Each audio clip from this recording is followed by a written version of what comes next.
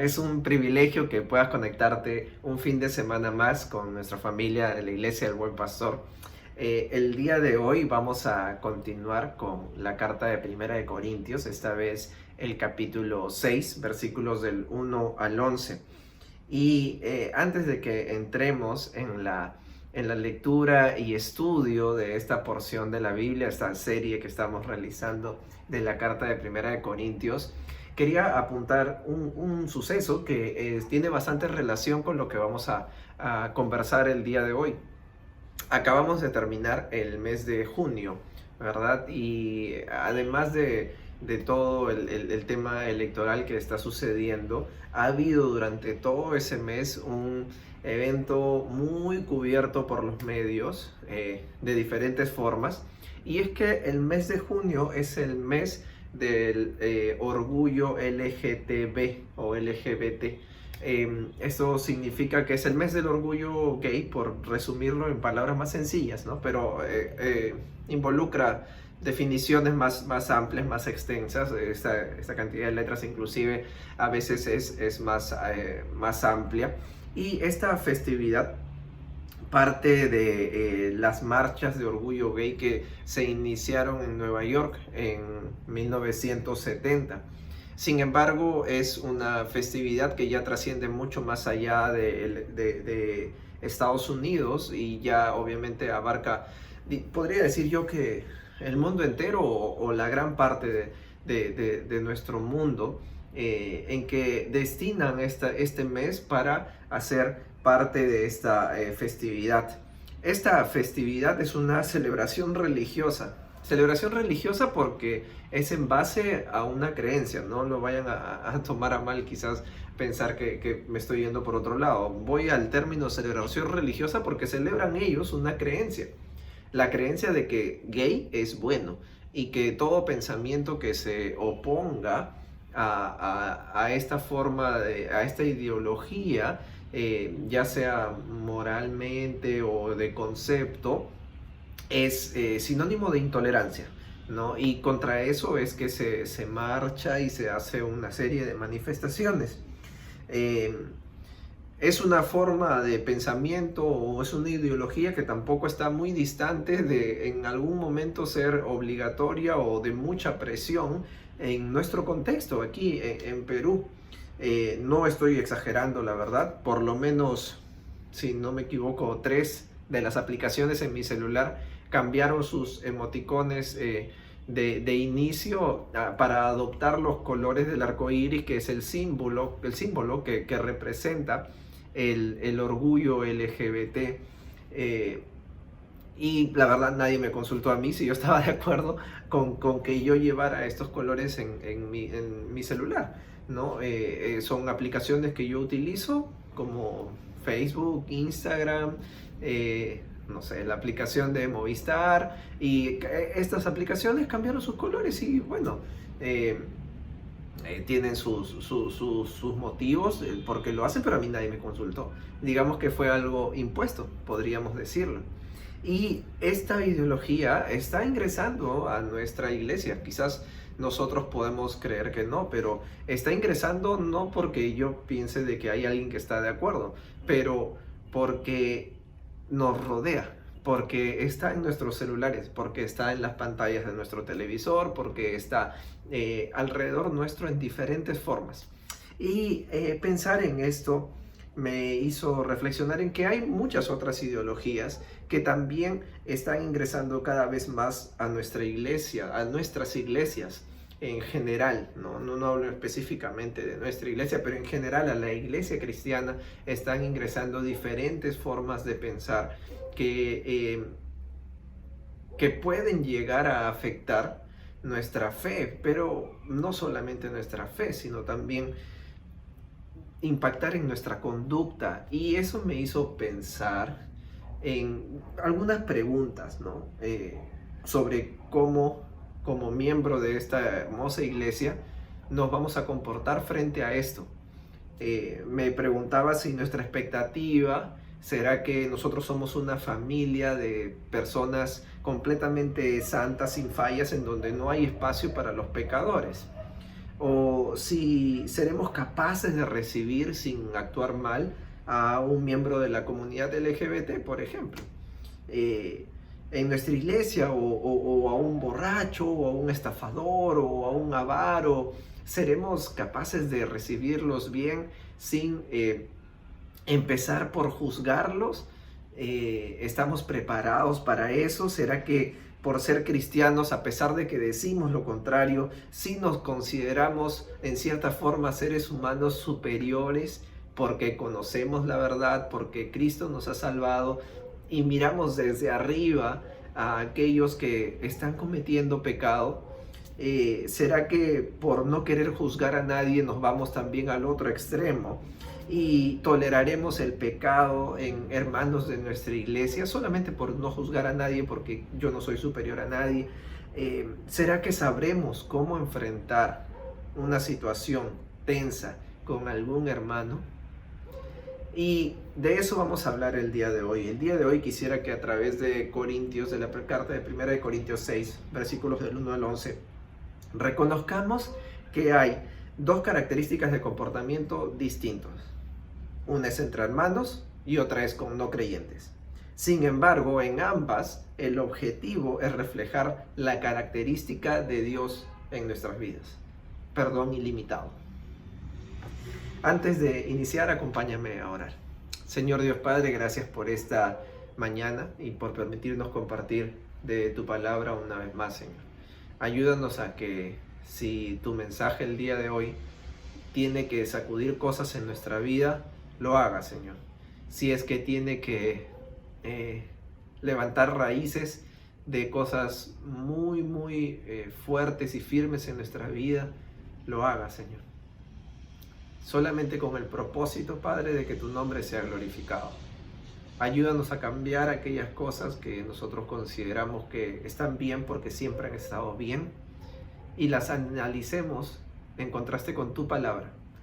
Y si tu palabra nos muestra de que hay cosas en nuestro carácter que deben cambiar, con humildad, con sacrificio, con amor a ti y amor a nuestro prójimo, lo hagamos, Señor. Gracias, Padre, por esta mañana, y háblanos a través de tu Espíritu a nuestra manera de entender, y renuévala, Señor. En el nombre de tu Hijo, nuestro Señor Jesucristo. Amén. Ok, vamos a leer la carta de 1 de Corintios, capítulo 6, versículos del 1 al 11. La voy a leer en la versión de Reina Valera contemporánea. Dice lo siguiente, el título menciona litigios en presencia de los incrédulos. Sí, de esto vamos a hablar, de diferencias entre creyentes en presencia de los incrédulos. Dice lo siguiente: si alguno de ustedes tiene un pleito con otro, ¿por qué presenta el caso ante los impíos y no ante los santos? ¿Acaso no saben ustedes que los santos juzgarán al mundo? Y si son ustedes quienes han de juzgar al mundo, ¿acaso les es poca cosa juzgar cosas muy pequeñas? Casos muy pequeños. ¿No saben ustedes que nosotros juzgaremos a los ángeles? Pues con más razón los asuntos de esta vida. Si ustedes pueden emitir juicios en cuanto a los asuntos de esta vida, ¿cómo entonces ponen jueces a gente de poca estima en la iglesia? Les digo esto para avergonzarlos. ¿Acaso no hay entre ustedes siquiera uno que sea sabio y que pueda servir de juez entre sus hermanos? Y es que no solo se pelean entre hermanos, sino que lo hacen en presencia de incrédulos. Sin duda, ya es bastante grave que haya pleitos entre ustedes. ¿No sería mejor pasar por alto la ofensa? ¿No sería mejor dejar que los defrauden? Pero el caso es que son ustedes los que cometen el agravio y los que defraudan y lo hacen contra los hermanos. ¿Acaso no saben que los injustos no heredarán el reino de Dios? No se equivoquen.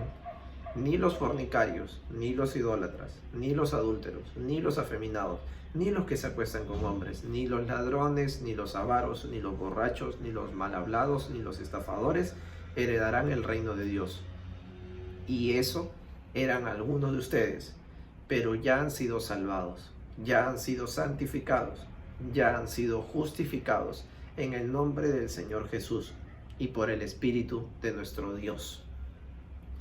Estaba leyendo este pasaje y me acordé de lo que estaba un poco antes y me hizo un poco de ruido pensar en lo que estaba un poco antes, Primera de Corintios 5. ¿Qué cosa es lo que sucede en el contexto de Primera de Corintios 5? Hay un antecedente. Pablo denuncia un caso de inmoralidad sexual, ¿verdad? Un hombre tiene como mujer a la esposa de su padre. Y esto Pablo lo denuncia tajante y fuertemente. En este caso Pablo lo que indica de forma enérgica es que esta persona debe ser expulsada de la iglesia. Y por otro lado veo como que otra actitud, ¿no? Un poco diferente, ¿no? Como que, oye, ¿acaso no puedes perdonar? ¿Acaso no puedes soportar el ser defraudado? ¿No puedes pasarlo por alto?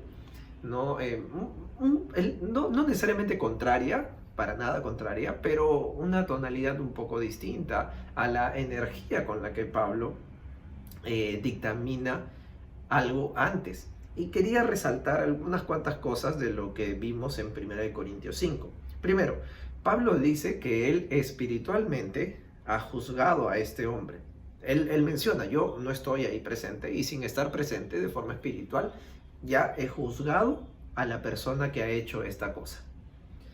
Que es del tipo de juicio del que habla en 1 Corintios 6, ¿no? Un juicio dado por Dios, capacitado por Dios, ¿no? Lo que menciona Pablo en el capítulo 6 es, ¿acaso no saben ustedes que nosotros vamos a juzgar todas las cosas? Y sí, Dios es el único capaz de dar juicio, digamos, el único justo, pero nosotros estaremos ahí con Él. Cuando Dios juzgue a todas las cosas, nosotros estaremos ahí con Él. Entonces, para Pablo ya hay un sentido de eternidad y espiritualidad en lo que él está mencionando. Está hablando de un juicio a nivel espiritual. Segundo, el problema por el que se menciona en 1 Corintios 5, envanecimiento y jactancia, es principalmente porque la iglesia, en vez de ver este caso como un caso de fornicación o inclusive incesto, lo veían como una situación de libertad cristiana. Es decir, esta iglesia estaba confundiendo completamente las cosas o estaba justificando su pecado detrás de el argumento de que nosotros somos libres por Cristo. Lo que hagamos con nuestro cuerpo, bueno, Dios nos lo perdona porque Cristo nos ha santificado. Entonces este hombre que tiene como mujer a la mamá, a la esposa de su padre, también es perdonado, pero no se está haciendo nada con ese caso, y es ahí donde Pablo entra de manera enérgica con esta situación. Tercero, la actitud de juicio implicaba no juzgar a los no creyentes, sino que en este caso es un juicio a una persona que, diciendo ser parte de la familia de Cristo, vive como un libertino, avaro e idólatra. Es decir, es dependiendo del sujeto. En este caso de 1 Corintios 5, están juzgando a una persona no de afuera de la iglesia, sino de adentro de la iglesia, que se hacía llamar o se consideraba parte de la familia de Cristo. Él era un hermano de la iglesia y estaba viviendo de esta manera. Y sobre él sí hay juicio. Lo que está diciendo Pablo en 1 Corintios 5 es: a los no creyentes no hay que juzgarlos. Del juicio de ellos se encarga Dios. Pero es aquí, adentro, donde sí nosotros espiritualmente debemos hacerlo. E inmediatamente pasa a 1 Corintios 6, 1, 11, donde el contexto es: hay diferencias entre creyentes, entre miembros de la iglesia, que se están resolviendo en un escenario público, quizás con un juez, que es un juez no creyente, pero también expuesto a no creyentes. Entonces, ¿cómo debemos nosotros comportarnos ante una actitud o ante una situación donde hay que juzgar? Versículo 4.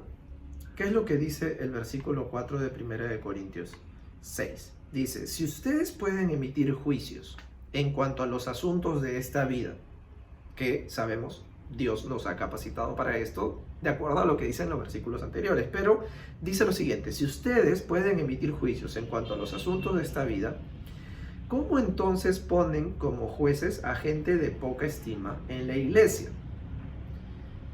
Lo que quiere decir aquí Pablo es que en este otro caso, cuando hayan diferencias entre creyentes, no debemos exponer estas diferencias entre o con no creyentes. Podemos resolverlo entre nosotros. Pablo está apuntando a eso. Dice, si ustedes pueden juzgar las cosas de esta vida, ¿por qué es que no lo manejan entre ustedes? Sino que lo están manejando con no creyentes. No es porque esté dudando de la capacidad de los no creyentes. Tiene un propósito Pablo para decir esto y lo vamos a ver más adelante. Pero no está dudando de la capacidad de los no creyentes. Está cuestionando que teniendo la capacidad los creyentes de hacerlo, no lo hagan. Y eso también tiene un fin. Versículos 1 y 3 de 1 de Corintios 6 nos muestran cuál es quién es el que nos capacita para esto. Miren, vamos a leer versículos del 1 al 3 de 1 de Corintios 6. Si alguno de ustedes tiene un pleito con otro, ¿por qué presenta el caso ante los impíos y no ante los santos? Vuelve a empezar con el mismo cuestionamiento. ¿Por qué? Si ustedes tienen un pleito entre hermanos, ¿por qué no presentan este caso entre los santos, sino que lo llevan a los no creyentes? ¿Acaso no saben ustedes que los santos juzgarán al mundo? O sea, nosotros creyentes estaremos en el momento en que Dios va a juzgar. Entonces, hay un sentido de espiritualidad en esto, que ya lo tenemos, porque ya somos hijos de Dios. Y si son ustedes quienes han de juzgar al mundo, es decir, si ustedes están teniendo esa capacidad que Dios les está poniendo para juzgar al mundo, ¿acaso les es poca cosa juzgar casos muy pequeños? O sea, lo que les está diciendo es, teniendo esta capacidad, ¿qué les parece tan irrelevante que ustedes manejen esta situación que la desatienden y no la hacen y la llevan hacia afuera de la iglesia? ¿No saben ustedes que nosotros juzgaremos a los ángeles? Pues con más razón los asuntos de esta vida. Es decir, la intervención de Pablo para decirles por qué están llevando esta situación afuera de la iglesia es: ustedes tienen la capacidad de hacerlo como hermanos, dentro de la iglesia, entre creyentes, porque Dios los ha capacitado para eso, y ustedes van a ser parte de cosas más grandes por ser hijos de Dios.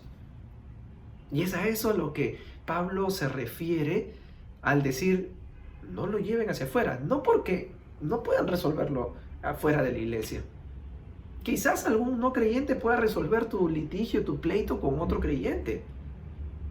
Pero ¿para qué hacerlo si tú estás siendo capacitado por Dios para hacer cosas más grandes?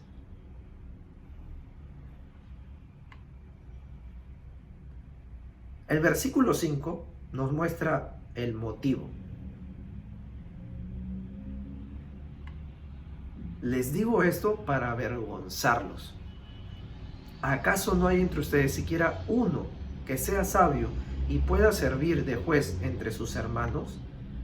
Claro, lo que Pablo argumenta es que es motivo de vergüenza para los no creyentes no poder resolver sus problemas, para los creyentes no poder resolver sus problemas entre hermanos. Teniendo problemas entre ellos, es vergonzoso que tengan que recurrir hacia no creyentes para resolver sus problemas. Hay un modelo de parte de Dios, instruido a través de la Biblia, para solucionar nuestros problemas, ¿verdad? Esto lo vamos a encontrar en Mateo 18, del 15 al 17. Pero quiero que nos demos cuenta dónde está el esfuerzo y dónde está el enfoque de este modelo. Vamos a leerlo. Mateo 18, versículos del 15 al 17. Por tanto, si tu hermano peca contra ti, ¿ya? Aquí el ofendido es a quien le están hablando, ¿ya? Repréndelo cuando él y tú estén solos. Si te hace caso, habrás ganado a tu hermano. Paso 1. Paso 2. Pero si no te hace caso, haz que te acompañen 1 o 2 más, para que todo lo que se diga conste en labios de 2 o 3 testigos. Si tampoco a ellos les hace caso, paso 3. Hazlo saber a la iglesia. Y si tampoco a la iglesia le hace caso, paso 4. Ténganlo entonces por gentil y cobrador de impuestos y afuera. ¿Sí? Miren cuántas cosas tienen que suceder para que una persona sea considerada como no creyente y afuera. Les voy a poner un ejemplo. Supongamos que tienes un problema de deuda con un hermano en la iglesia. Te está debiendo dinero. ¿Qué es lo que debes hacer? Inmediatamente, ¿sabes qué? Vamos a llamar a un abogado y le vamos a iniciar un proceso judicial por el dinero que me debe. No, ustedes son creyentes. Lo primero que debes hacer es, voy a hablar con el pastor. Esto se tiene que solucionar y el pastor tiene que saber y tiene que solucionar esto. No. Voy a hablar con mi hermano del grupo y él tiene que también saber qué es lo que yo estoy pasando para que me ayude. No. Habla con esa persona. ¿Te está debiendo dinero? Anda y dile. Y busca que el dinero no sea un problema de pleito entre ustedes dos. Y dile, oye, ¿me debes este dinero? ¿Cuándo me vas a poder pagar? ¿Qué es lo que ha pasado? ¿Tu objetivo cuál es? Ganar a tu hermano. No perderlo, ganar a tu hermano. Ese es el objetivo número 1. Por eso, en este modelo se inicia por ese primer paso. ¿Tienes un problema con alguien? ¿Te ha ofendido a alguien? Búscalo. Es interesante, ¿no? Porque acá dice, si tu hermano peca contra ti, ve, tú anda. Repréndelo cuando él y tú estén solos. Ustedes dos, nada más. No necesitas público. Ustedes dos solos. Si te hace caso, habrás ganado a tu hermano. Eso es lo ideal para Dios. Que ahí acabe. Que si te han ofendido a ti, tú lo busques y le digas, me has ofendido en tal o cual manera. Si te escucha, te pide perdón, se soluciona el problema, has ganado a tu hermano. Eso es lo ideal de Dios. Eso es lo que Dios ha diseñado como modelo, lo que Él espera que suceda. Pero nosotros tenemos una tendencia muy diferente, ¿verdad? Quizás corremos como les digo, buscar a una entidad que nos respalde y que haga un proceso de este tema. Quizás buscamos esto primero al pastor para que solucione esta situación. Quizás buscamos primero esparcir esta noticia o quizás llamamos la atención en público a una persona. Y esto no es lo que Dios espera. Si lo hacemos, debería darnos vergüenza. Eso es lo que Pablo está diciendo en 1 Corintios 6. No lo estoy diciendo yo, pero lo creo. Debería darnos vergüenza comportarnos de esa manera. Y es que, versículos del 6 al 8, hay algo peor con esta situación. Y es que no solo se pelean entre hermanos, sino que lo hacen en presencia de incrédulos. Sin duda, ya es bastante grave que haya pleitos entre ustedes. ¿No sería mejor pasar por alto la ofensa? ¿No sería mejor dejar que los defrauden? Pero el caso es que ustedes son los que cometen el agravio y los que defraudan y lo hacen contra los hermanos. Es decir, lo peor de todo esto es que ustedes lo hacen al frente de incrédulos, de gente que no cree en Cristo. ¿Y por qué es lo peor? Volvamos al ejemplo anterior. Un hermano te debe dinero. Tú no conversas con ese hermano y llamas a un abogado de fuera. Le explicas el caso. El hermano que no es creyente o la persona que no es creyente va a realizar su trabajo como abogado. E imagínate que terminan el juicio, tú ganaste el juicio, recuperaste tu dinero, una sanción para la otra persona, salen del juzgado y le dices a tu abogado, oye, ¿sabes qué? Quería invitarte a mi iglesia. Tú necesitas a Cristo en tu corazón. ¿Qué crees que va a pensar este abogado? Va a decir, no, Ustedes no saben ni siquiera cómo lidiar con sus problemas y necesitan de un abogado para que lo hagan. Yo no, la verdad no necesito este tipo de cosas, ¿no? O sea, no va a ser que vaya a esta iglesia y encuentre otros problemáticos como ustedes. Están defraudando en su relación, en su mala gestión del conflicto. Estamos defraudando. La verdad es que antes de que todo esto pase, lo primero que deberíamos pensar es, ¿no es mejor dejar que nos defrauden o pasar por alto la ofensa y ya? Es decir, si te estás peleando por dinero,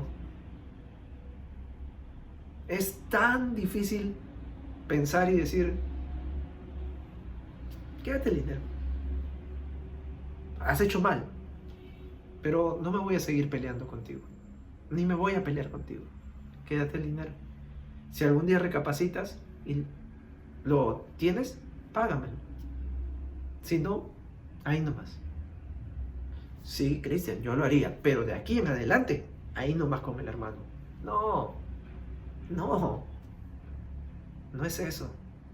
Es que, Cristian, yo voy a quedar como un tonto, como una persona de quien se pueden aprovechar. Como un tonto, pero no eres un tonto. ¿Y qué ganas viéndote como un vivo? ¿Ganaste algo? ¿Tu orgullo? Ahora, con esto yo no estoy diciendo de que, no sé, si vemos un caso de violencia en nuestra iglesia, no hagamos nada o no la denunciemos. No estoy diciendo eso, no estoy yendo a esto. Estoy yendo a este tipo de problemas, a este tipo de pleitos que se pueden gestionar entre hermanos. Obviamente, sí, no sé, si hay violencia infantil en un hogar, hay que denunciarlo.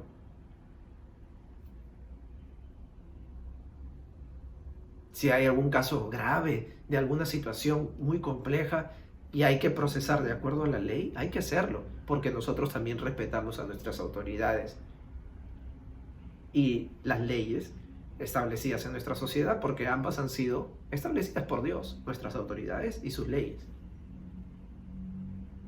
Pero, nuevamente, para cada caso hay una manera de manejar las cosas. Sin embargo, no descartemos el ideal de Dios para solucionarlas.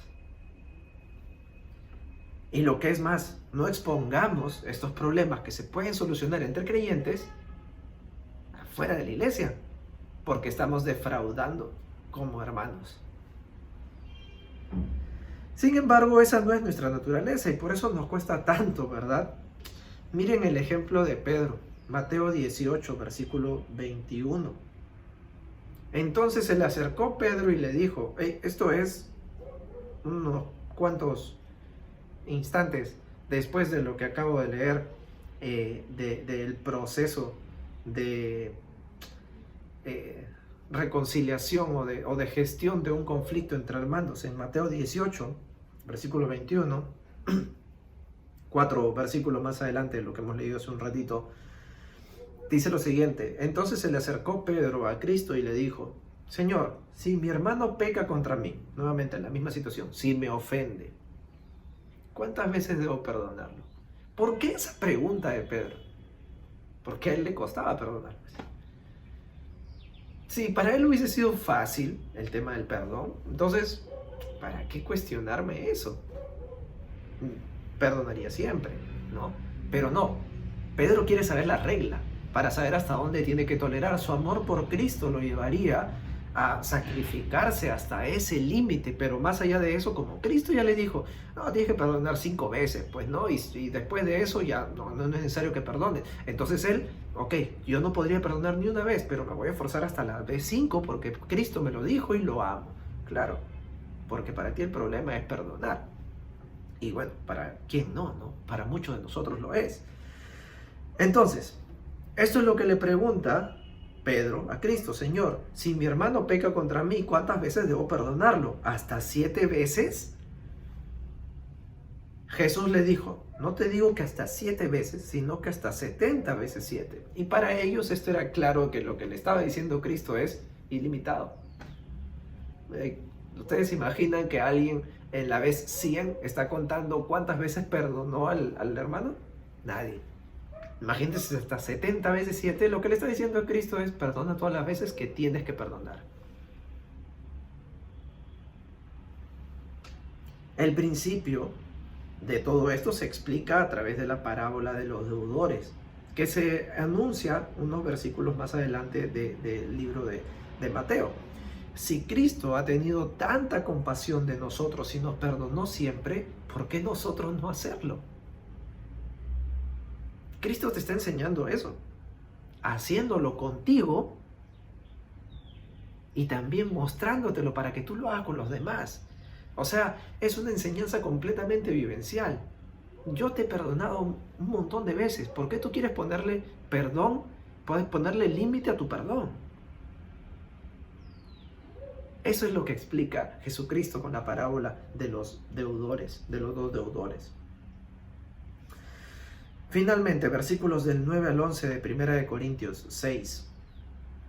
¿Acaso no saben que los injustos no heredarán el reino de Dios? No se equivoquen. Y acá viene una lista, ¿verdad? Y yo quiero que pienses en cómo tú escuchas esta lista. ¿Desde dónde la miras? No se equivoquen. Ni los fornicarios, ni los idólatras, ni los adúlteros, ni los afeminados, ni los que se acuestan con hombres, ni los ladrones, ni los avaros, ni los borrachos, ni los mal hablados, ni los estafadores heredarán el reino de Dios. La actitud inmediata de quizás la mayoría de cristianos es pensar en esos ladrones, avaros, fornicarios, idólatras, adúlteros, afeminados. Esos. Pero miren lo que dice Pablo en el versículo 11. Y eso eran algunos de ustedes. ¡Bum! A la iglesia de Corintios.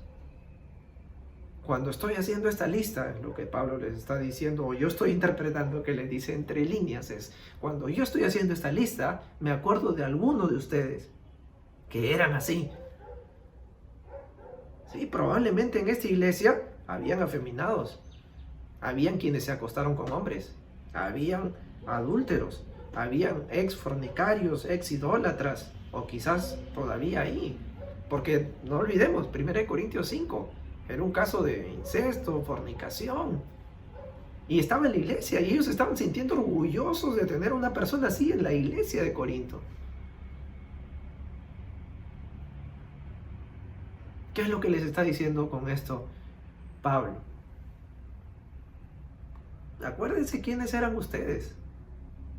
¿Tanto les cuesta perdonar?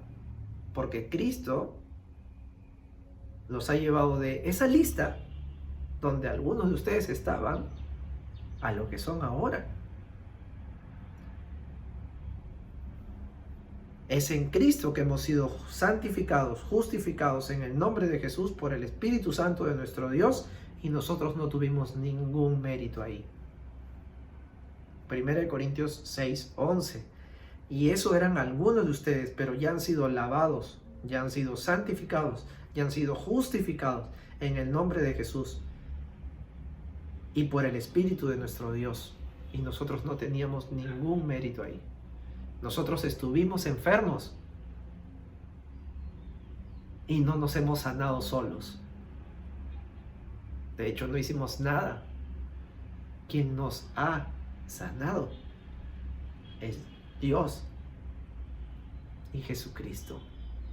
A través de la obra de Jesucristo es que nosotros hemos sido limpiados de estas características. En conclusión, no olvidemos que nuestra iglesia es una iglesia de enfermos, que hemos sido sanados en el nombre del Señor Jesús y por el Espíritu de nuestro Dios. Hay una porción en la Biblia que dice: Jesús los oyó y les dijo: no son los sanos que necesitan de un médico, sino los enfermos. Y yo no he venido a llamar a los justos, sino a los pecadores. Entonces, la iglesia está conformada por personas que estaban enfermas, que eran pecadores, practicantes del pecado, que todavía pecan. pero que ya no son esclavos de este pecado. Porque Cristo nos ha salvado, porque Cristo nos ha liberado de ese poder. No olvidemos eso. Y distingamos. ¿Sí? Sí, entre nosotros sí va a haber juicio espiritual para solucionar las cosas, bajo el método que Dios le agrada, buscando ganar a nuestro hermano, sin necesidad de mirar hacia afuera, porque Dios nos ha capacitado para cosas mayores todavía. Pero cuando mires hacia afuera, no juzgues. Acá sí, espiritualmente. Acá no.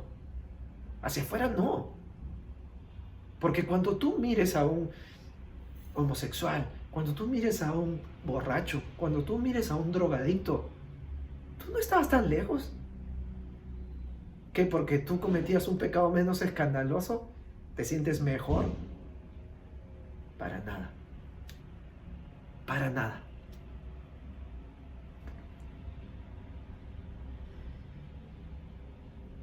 Como pecadores santificados, no olvidemos que somos capacitados por Dios para juzgar a este mundo. Sin embargo, hay dos grupos separados frente a los cuales debemos tener dos actitudes distintas. Juzguemos espiritualmente.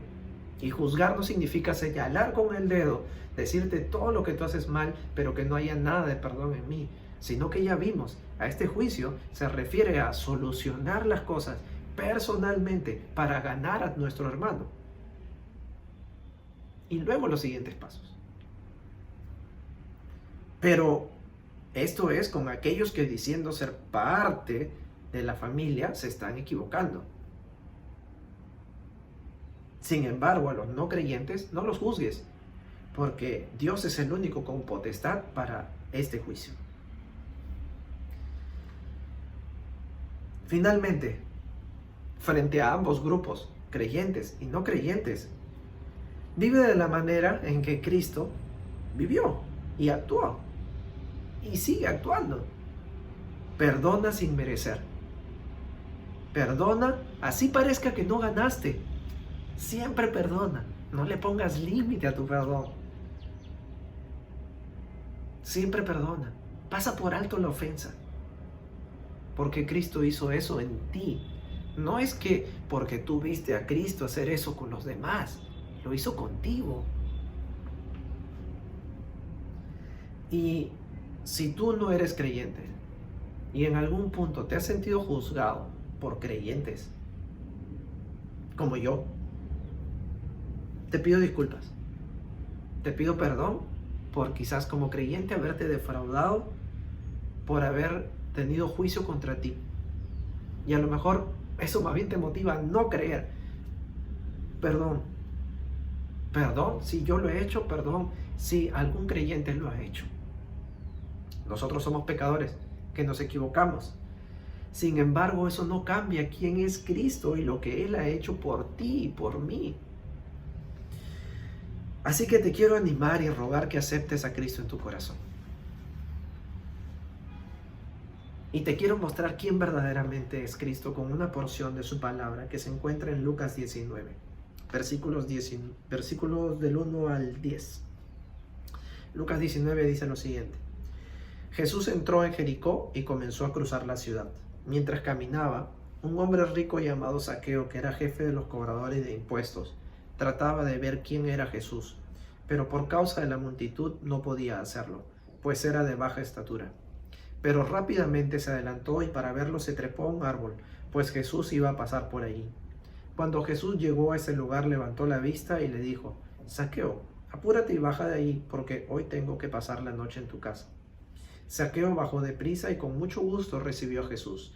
Todos al ver esto murmuraban, pues decían que Jesús había entrado en la casa de un pecador. Pero Zaqueo se puso de pie y le dijo al Señor: Señor, voy a dar ahora mismo la mitad de mis bienes a los pobres. Y si en algo he defraudado a alguien, le devolveré 4 veces más lo defraudado. Jesús le dijo: Hoy ha llegado la salvación a esta casa, pues este hombre también es hijo de Abraham. Porque el Hijo del Hombre vino a buscar y a salvar lo que se había perdido. Yo no te considero perdido, por la forma de vida que tienes. Considero que la forma de vida que tienes es una consecuencia de no tener a Cristo en tu corazón.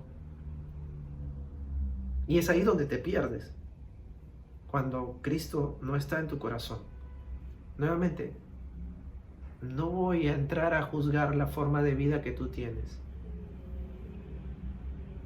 No necesariamente estoy de acuerdo con ella, con algunas cosas de ella.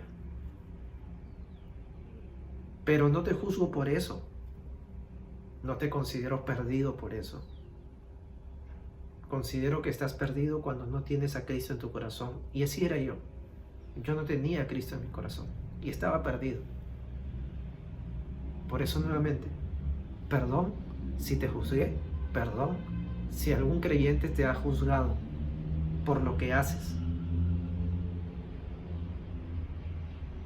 En realidad lo que más nos importa es lo que eres. Si eres un hijo de Dios o si no. Porque esa decisión tiene consecuencias eternas, para siempre. Entonces, este es Cristo. Cristo es aquel que mientras el resto del mundo dice, ¿por qué se junta con pecadores? Cristo va a él. Un cobrador de impuestos no era bien visto en esa época. Un cobrador de impuestos no daría la mitad de lo que tiene a los pobres. Un cobrador de impuestos no pensaría en si defraudó a alguien o no, y si lo hizo, darle 4 veces por la ofensa. Pero Cristo no lo juzgó por lo mal que él hacía. Cristo fue a buscarlo por quien él era, alguien que se había perdido, que no tenía y no conocía a Cristo, para que lo conozca. Entró a su casa. Quiero conocerte, lo buscó y te está buscando a ti. Nosotros cometemos errores, pero siendo pecadores conocimos a Cristo. Y yo te lo quiero presentar. Este es Cristo. Juan 19, versículos del 1 al 10. Y a los demás, a mis hermanos de la iglesia, a mi familia, solucionemos las cosas entre nosotros, que Dios nos ha capacitado para eso, de manera directa. Si alguien te ha ofendido, tú búscalo. Si algún hermano te ha ofendido, tú búscalo. Si te escucha, has ganado a tu hermano. Vamos ahora. Señor Dios Padre, gracias por esta mañana, y quizás esta prédica es incómoda para todos los que estamos estudiándola y escuchándola, Señor, pero tú vienes justamente a eso, Señor, a incomodarnos, porque tú eres perfecto y porque nosotros tenemos una tendencia completamente opuesta, siempre a pensar primero en nosotros, en nuestro egoísmo, nuestro orgullo, nuestras capacidades, nuestras fuerzas, todos nosotros, Señor. Estamos equivocados ahí, Señor, porque tú eres el que pones en nosotros la capacidad, inclusive para perdonar, inclusive para juzgar. Pero, Señor, yo en esta mañana te quiero pedir, porque si yo tengo cosas en las que me he sentido ofendido por alguien, ayúdame, Señor, a yo perdonar, a yo tomar la iniciativa, buscar a esa persona. Y si me escuchan, excelente. Habremos ganado ambos a un hermano. Y también, Señor, pon en mis hermanos el mismo sentir, que si se sienten ofendidos por alguien, busquen a esa persona y lo solucionen entre ellos, para que no defraudemos ni a nuestros hermanos, ni a aquellos que no te conocen. Y, Señor, yo quiero orar por aquella persona que quizás piensa que ser parte de una iglesia es llegar a un grupo donde solo te van a criticar por lo mal que haces. Y en cierta forma lo entiendo, Señor, porque a veces nos hemos comportado así, mirando por encima como santos a aquellos pecadores. Y eso ha estado mal, Señor. Y, Padre, yo te quiero orar por esa persona porque no presentamos correctamente quién tú eres. Pero en los versículos que acabamos de leer, Señor, mostramos quién tú eres. Alguien que nos dice, solucionen las cosas entre ustedes, y a los no creyentes no los juzguen, porque ese juicio es de Dios. Y alguien que viene por una persona que mientras los demás critican que cómo te puedes juntar con un pecador, tú fuiste a buscarlo porque estaba perdido, no por lo que hacía, sino por quién era. Y no era un hijo de Dios, pero creyó. Señor, quiero orar por esa persona. Quiero orar por esa persona que está en el proceso de tomar una decisión en este momento y quizás no lo hizo antes por los malos ejemplos nuestros. Pero Señor, yo quiero orar porque te haya conocido verdaderamente a ti a través de esta porción de tu palabra, Señor. Y ayúdanos a nosotros a mostrarte correctamente. En el nombre de tu Hijo, nuestro Señor Jesucristo. Amén. Bien, bueno, espero que pasen un bonito domingo y nos podamos volver a ver pronto. Un abrazo. Chao.